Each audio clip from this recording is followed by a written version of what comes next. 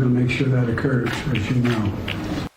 President Biden wrapping up his bilateral meeting with Prime Minister Benjamin Netanyahu moments ago, underscoring his commitment to helping Israel take down Hamas. But concerns are mounting here at home over the White House's ability to regain its footing in the Middle East while continuing to support Ukraine and thwarting potential threats from China and North Korea. Derrick Anderson is an Army veteran and Virginia congressional candidate and joins me now. Derrick, good morning to you. What about that? There are a lot of flashpoints right now between Russia and Ukraine, Israel and Hamas, and this looming threat between China and Taiwan. And the United States is providing munitions to all of them. Can we handle it all? Well, it's certainly a lot to handle, and thank you all so much for having me. I mean, right now, we have to look at the 50-meter target. In the military, we always talk about, 50-meter targets, 100-meter targets, 300-meter targets. Right now, Israel is in dire need, whether it's their need for munitions or just having someone have their back in the region.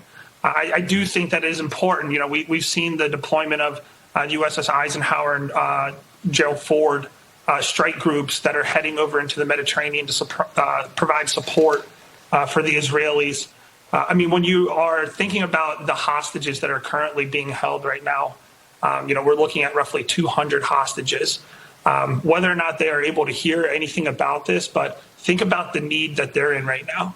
Knowing that the Americans are coming right now gives them that hope that they have the opportunity to be pulled out of the Gaza and be saved.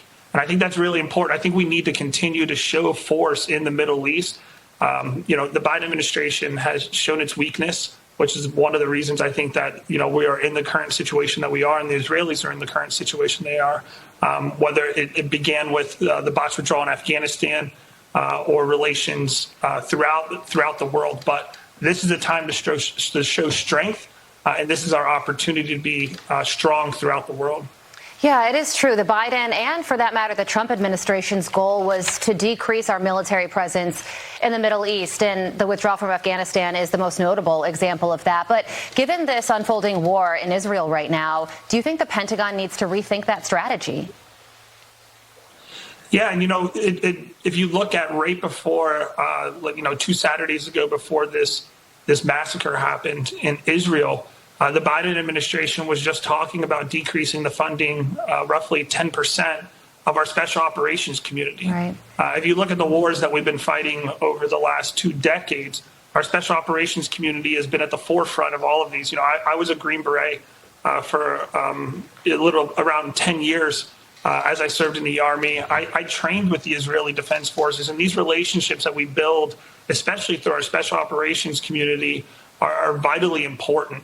And so, you can see what just happened literally the week before this attack happened in Israel. The Biden administration talked about cutting 10% of our special operations community. You all were reporting a little bit in the very beginning of this, is that we were sending some of our tier 1 assets or special forces assets over to Israel in an advisory capacity. And it wouldn't surprise me if we had individuals on the ground already that were advising the Israelis, as well as doing concurrent training with them. So it's vitally important, not only just for our own national security, but for the security within the region. Yeah, and let's talk about that, the ground invasion that could possibly happen. Everybody that we talk to talks about how brutal it could be, when you're talking about urban warfare and all of what that presents. Do you think that there's any chance that that could be avoided and for the IDF to still achieve their ultimate goal of destroying Hamas?